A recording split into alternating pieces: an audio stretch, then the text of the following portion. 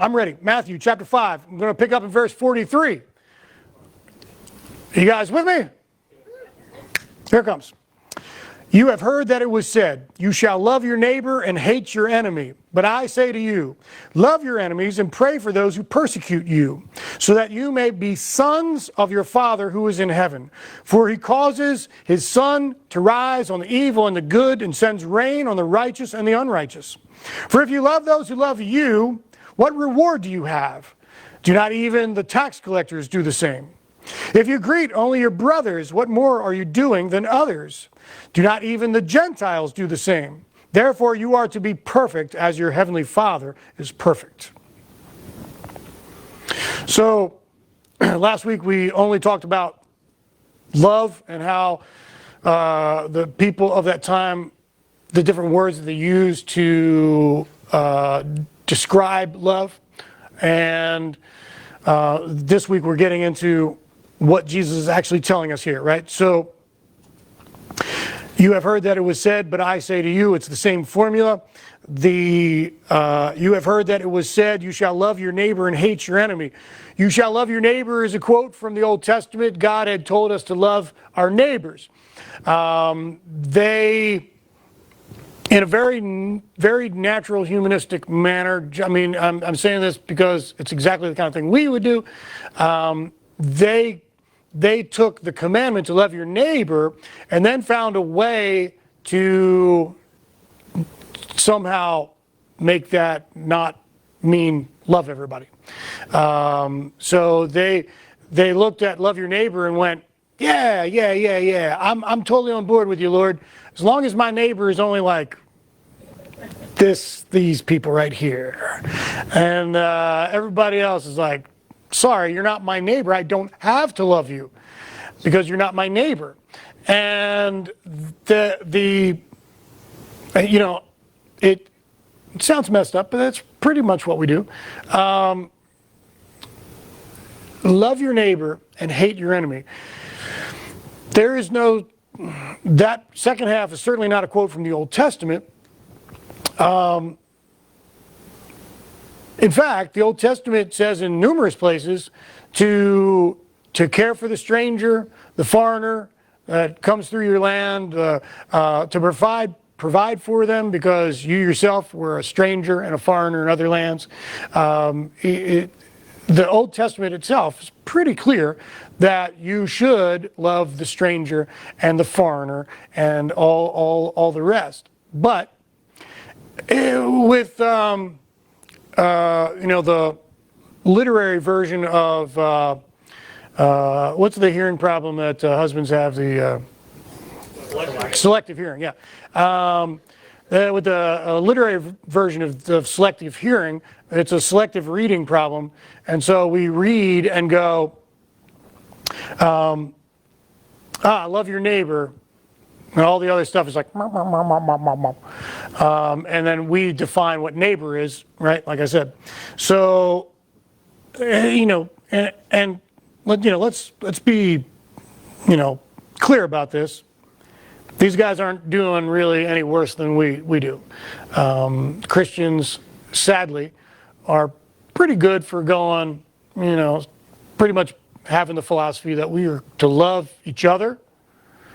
As long as you're not like, I don't know, a Democrat or a Republican, or whatever, or you're one of those Trumpies or whatever it is that we hate, right? Love each other. We love each other as long as you're not one of those, and love each other, but just us, And so Christians like us fall into the people that we love, and everyone else is like, hey, man, you get what you get. And that's very human of us. But Jesus is pretty clear when he says this, and I think this should be understood. When he is saying this, he is not putting this out as a suggestion. He is not telling his disciples an alternative way to live. He is telling them the way that disciples live. And by disciples, I mean Christians. Because if you're not doing what he says, then that would be, you'd be hard pressed to call yourself a Christian. I mean, at least, I don't mean perfectly, but I mean, if we're not dedicated to trying to do what he said, then what do we mean when we say he is Lord? Because that word means master. It's exactly the same word that the slave of this era, that's the guy that owned them, was called Lord. It's the exact same word.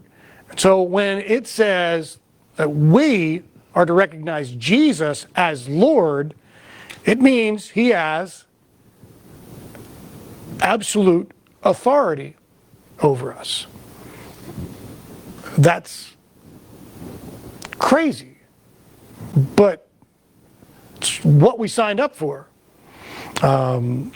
Jesus is our Lord. If he is, then this is what he's telling us. This is not negotiable. This is not a suggestion. This is not the way some Christians are supposed to live and think. This is how we are to live. I say to you, love your enemies and pray for those who persecute you. All right, so I want to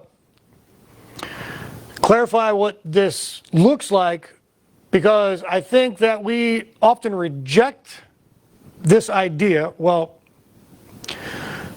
in a lot of ways, we reject even thinking about this idea. We read past it. We read over it. We go, oh, that's sweet, and we keep going. We don't think about how it applies to us. And we really need to think about how this applies to us. Jesus is not just throwing out an idea that might come into play someday down the road.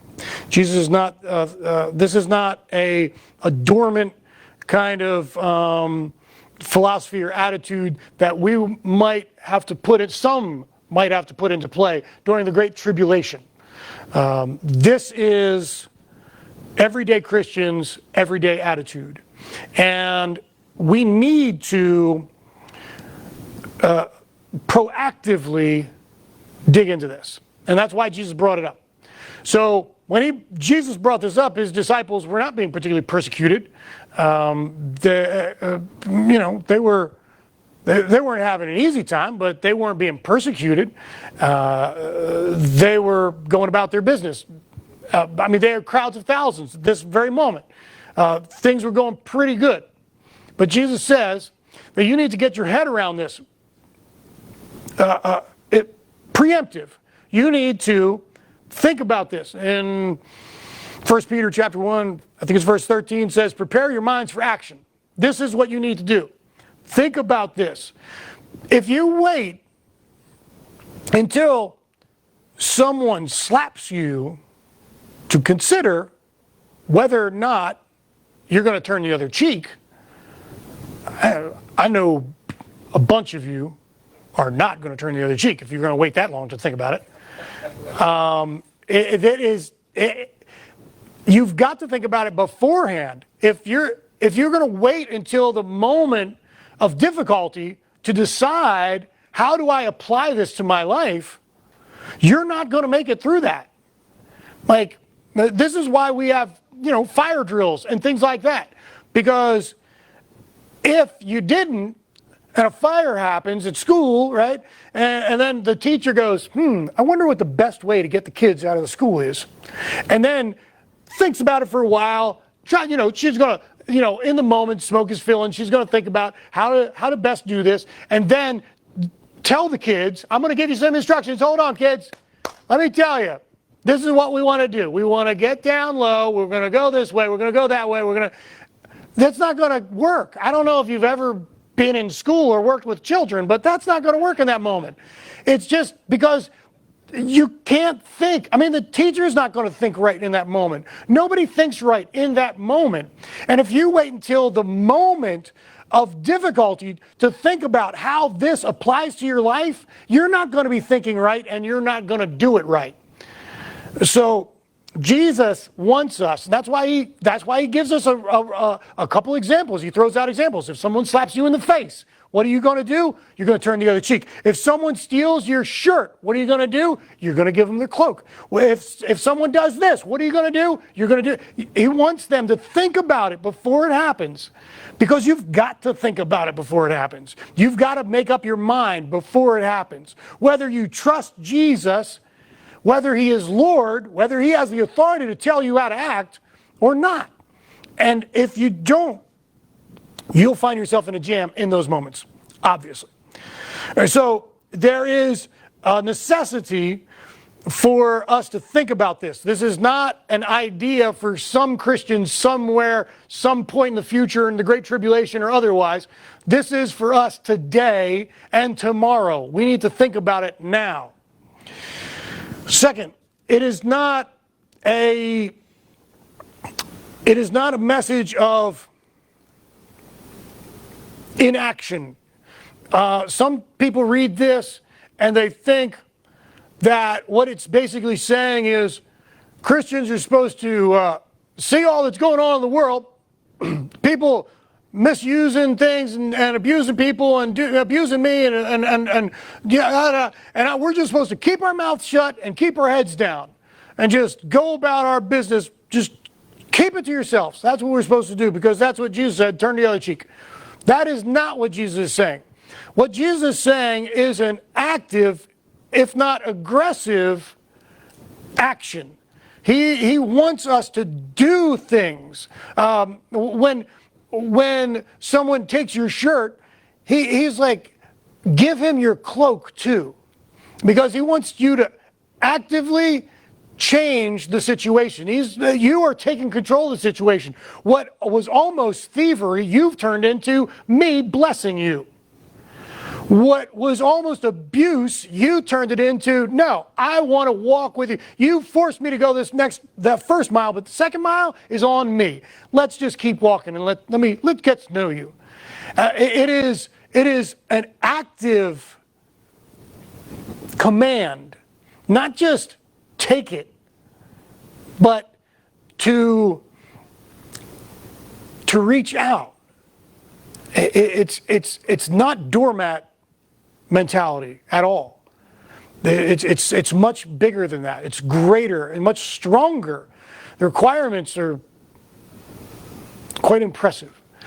And I think it's 2006. There was a tragedy in Pennsylvania. A man came into an Amish schoolhouse, lined up the girls, and shot 10 of them. 5 of them died. At least 1 or more were crippled for the rest of their lives. That day, the families of the victims reached out to the family of the murderer. He shot them and then shot himself, and he was dead. But they reached out to the widow, and she had children. Their children. They reached out to them to be clear that they forgave him, and they held nothing against them. They deliberately did that.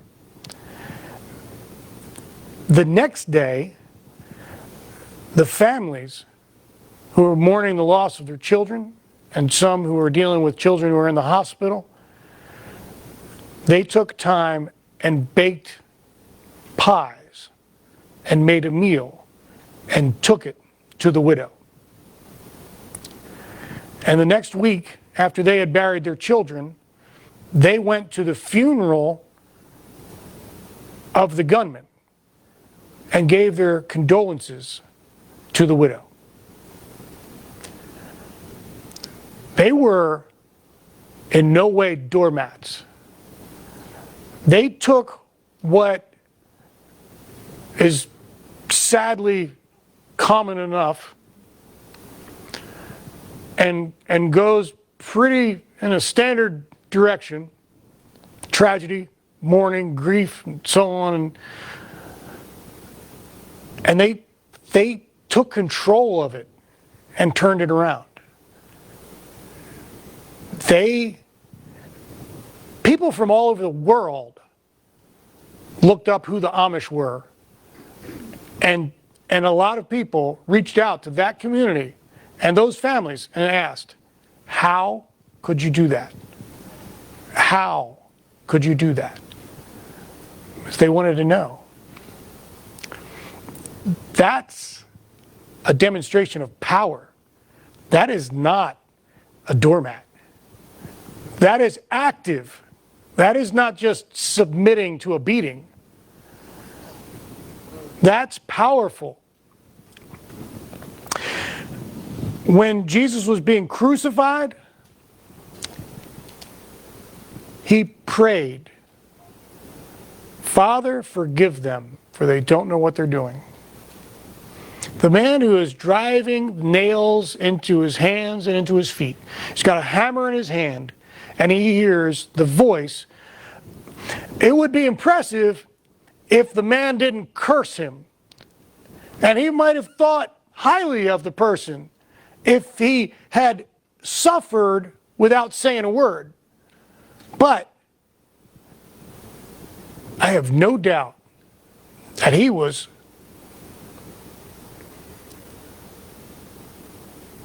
haunted by the voice of the man that he was killing, who said, "Forgive him, Father."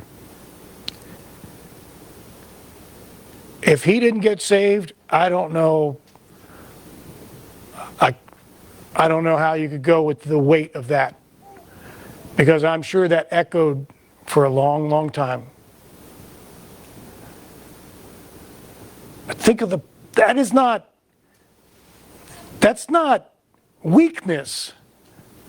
That's active, and that's powerful.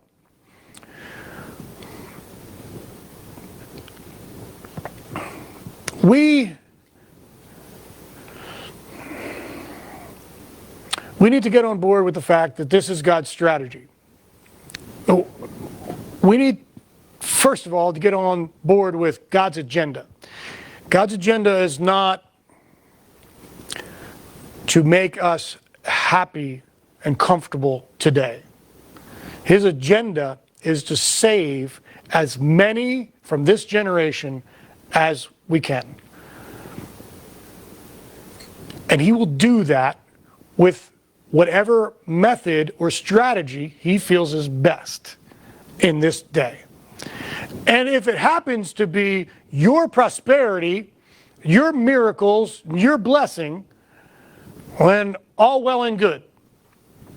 But if it happens to be that he would want us to serve, to love, to minister, to give grace, and to care for people who don't like us, disagree with us, even hate us, if that's his strategy, we have to come to terms with it. He says, "The greatest among you will be the servant of all." And that's exactly how he lived. That's his strategy.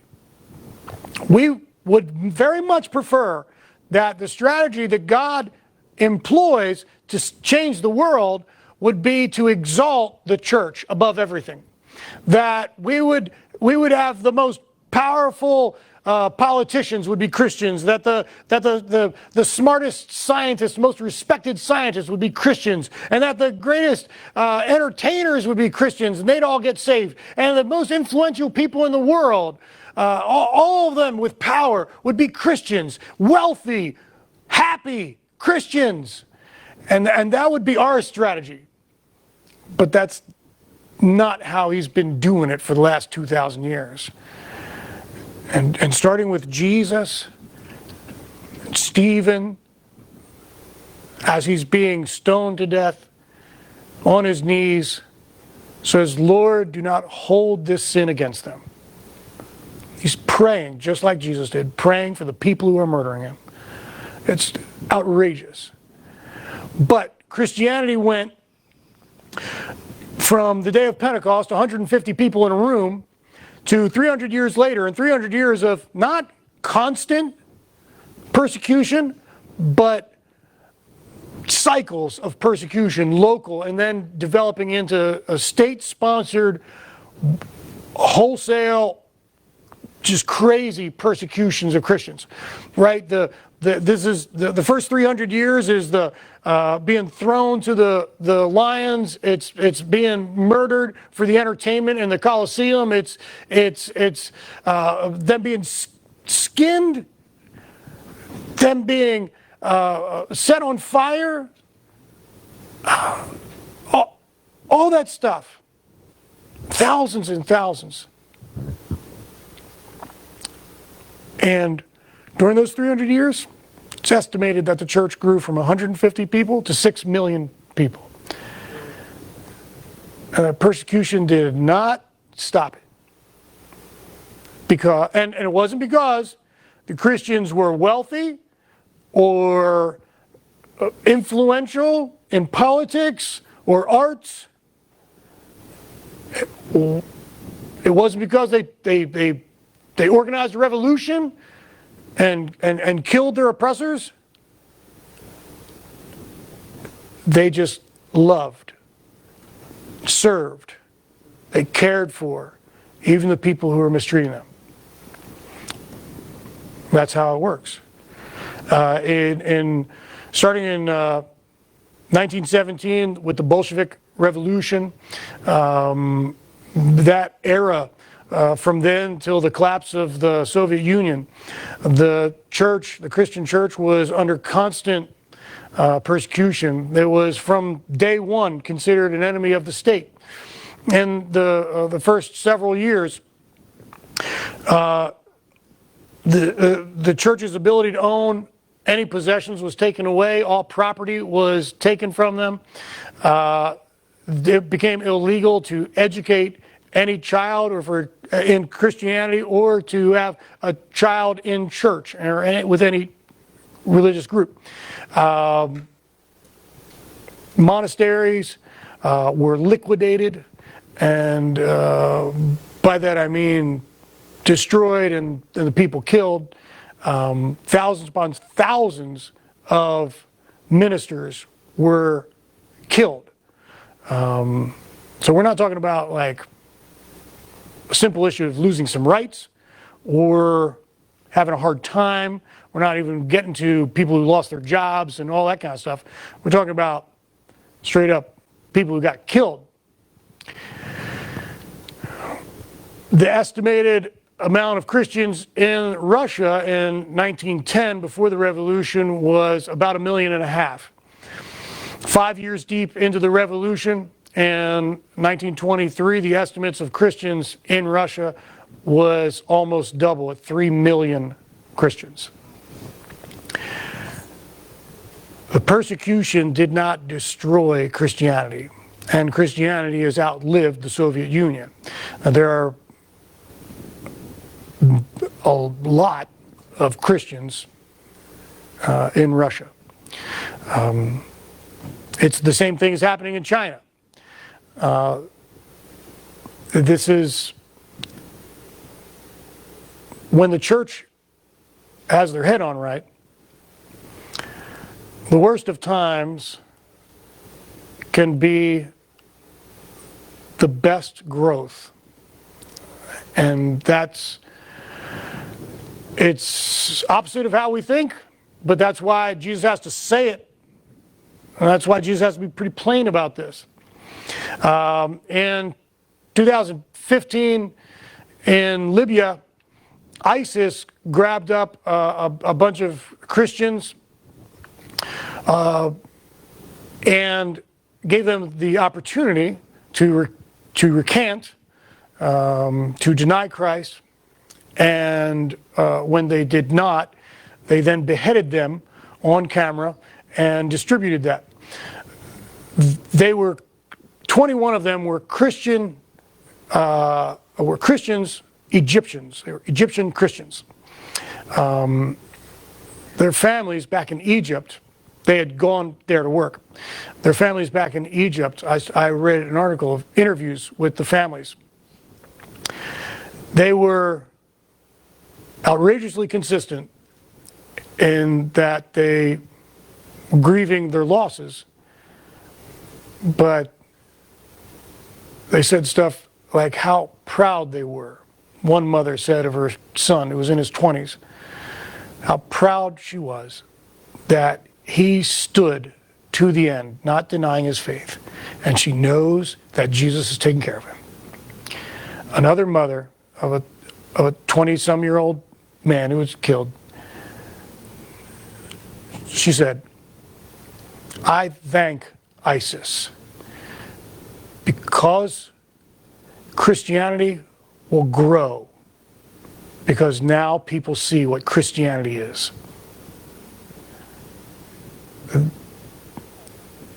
That's how they saw it. One said, in response, Egypt, the state, sent bombers and bombed ISIS encampments and stuff. And they said that they were praying for ISIS. They wanted justice, but they didn't want anyone to perish. That level of sold out, we live so comfortable, we don't even, like I say, if we don't force ourselves to think about it, we don't even think about that kind of stuff.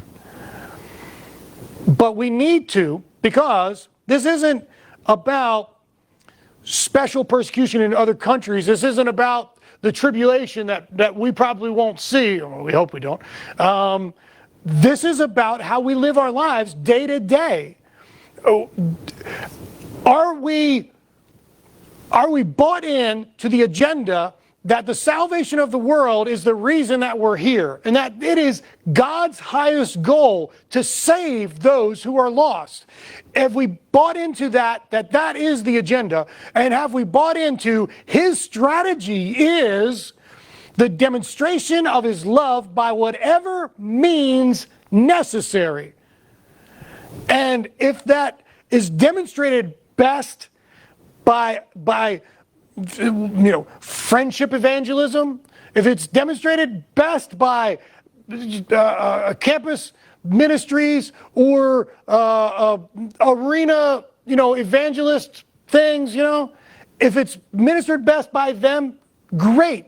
But if it's ministered best by us serving the ungrateful, loving the hateful, if it's served best, if it's delivered most clearly when we are suffering, when we are under pressure, well then, let that be. We have to come to terms, we have to decide whether our goal is our personal comfort or whether our goal is the same goal as Jesus, the salvation of the lost around us. And if that, then do we trust him? Do we trust him? Would we love the way he loves? He specifically uses the word agape when he tells us to love our enemies. That means it's not eros. It doesn't matter if they're lovely. You don't have to be attracted to them. It's not storge. It means they don't have to be related to you. It doesn't matter if they are foreigners or strangers or whatever they are. It's not philia. It means you don't have to enjoy this. Like it's not about your enjoyment. That's not part of it. You do or don't, doesn't matter. It is agape. It is committed. It is a cold reasoning. It is a decision, a commitment made, not based on emotion, not based on any surface stuff. It is a decision, and the power of it is based on we might think our will, but it's really based on the submission to his will. And that's much better. Because if the power of it was our will, we would fall apart. But this is not God asking us to love people with our limited human love. He is asking us to love them with the love with which he has loved us, with the love that's been poured out in our hearts by the Holy Spirit. This is what he's asking us to do. And so, I'm encouraging us to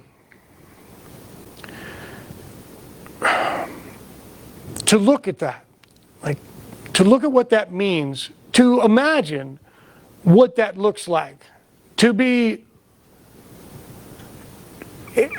not to judge whether you have the strength to do it. If you start asking yourself, if you start saying, well, I don't know if I have the strength to pull that off, I'll back you up on that. You don't. I don't. You don't. None of us do. We're not going to do that. It's not a question. That's not the question. That's not the way you should look at this. It's not a question of whether you have the strength to do it. It's whether you're willing to trust him. Are you willing to submit to him? And if you are, he will provide the strength. It's not because the people that we're talking about, it's not because they're stronger than you, or stronger than me, or stronger than anyone else in the world.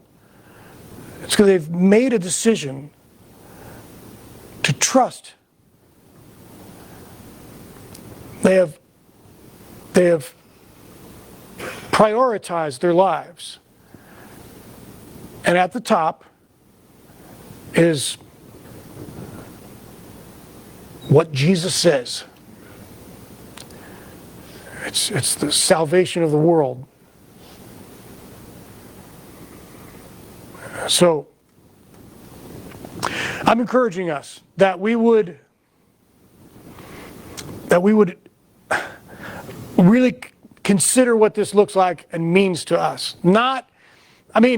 It's good to take worst case scenarios to kind of push yourself, martyr type situations, fine.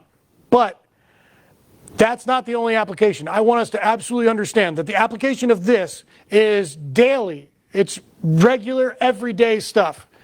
People that are being jerks to us, how can we love them? It says, he sends the rain on the righteous and the unrighteous, shines light on the evil and the good. How can I shine light on them? How can I refresh them like rain? How can I serve them? I'm not a pie guy, so I got to come up with something else.